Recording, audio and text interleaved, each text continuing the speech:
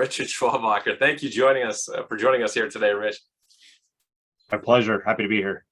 It's great to have you. And again, we've obviously known each other for a long time, but it'd be great if you could give the audience a little bit of your personal journey as well as what you do at BioReference. And in case folks don't know BioReference and just what a major stakeholder they are in the ecosystem, a little bit about BioReference as well. Sure, happy to do it, and thanks for having me, Stan. So I've been in diagnostics for I think at this point close to 15 years, spending time at one of the major labs, and past several years at BioReference, who I think, during the pandemic really scaled well beyond any sort of volume and reach and scope that it had been previously. And it was really amazing journey to be able to use digital to, facilitate not only large scale testing before over-the-counter testing was made available, but also the speed in which we were able to do it accurately was really, I think, something that we're all very proud of.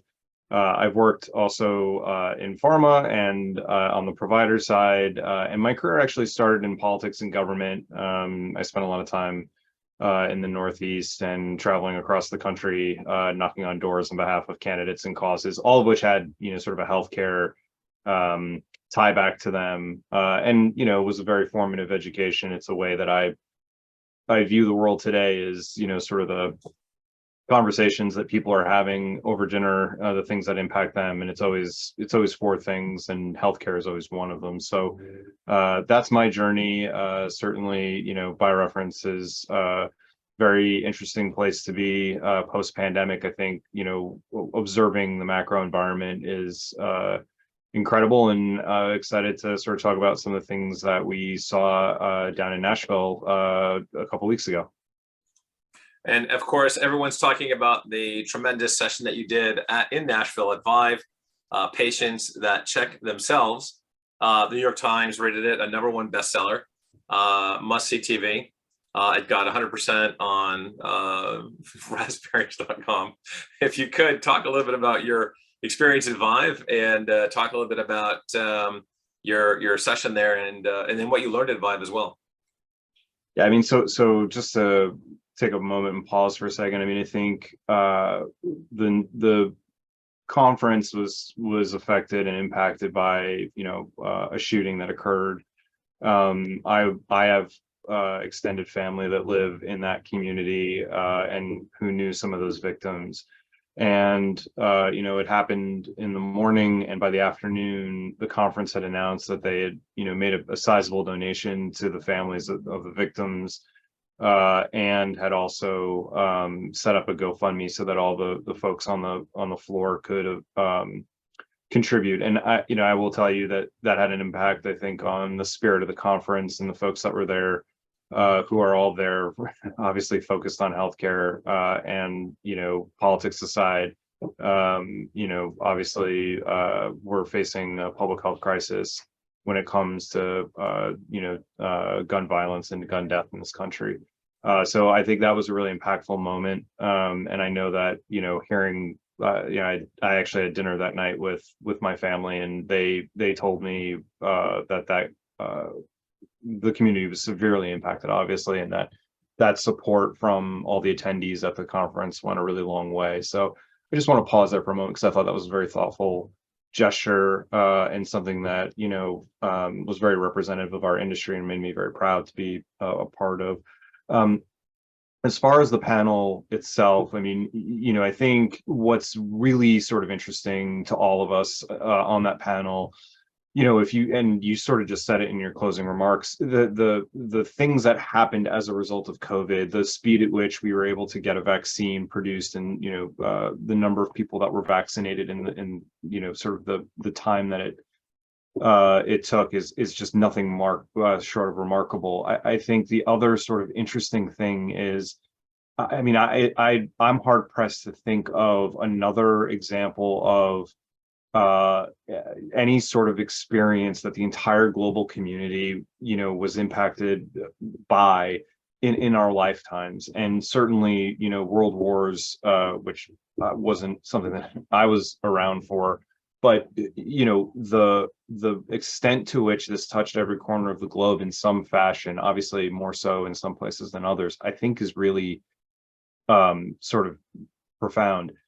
I think what's even equally as profound is, I dropped my kids off at school, and I could hear conversations among the other parents who were talking about the specificity of diagnostic tests and the difference between, a PCR test and, an over-the-counter test. And the acumen around testing has never been higher, particularly here in the United States. And I think when you see an industry as big as healthcare that occupies so much of GDP, there's going to be segmentation that occurs both naturally and in some cases, through,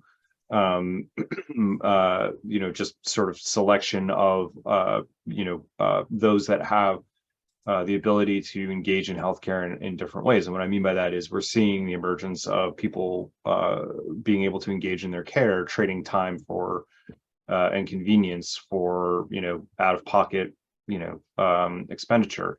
And testing is the same thing. And so, part of what we wanted to talk about on that panel was what role does testing have to play now that so many people have actually participated in an at-home test or have, paid for a test out of pocket, and what does that mean going forward? And so on the panel with me, we had folks that are working on next generation point of care testing. We have people that are working on data and logistics that are sort of aggregators of at-home tests. And then we're, also a company that was working very much on, providing those kits themselves and helping to augment what the physician is doing, as well as what we're doing at BioReference, which was a variety of things relative to meeting the patients where they are and trying to find ways to do testing at scale. So that was really the sort of overview of the panel itself.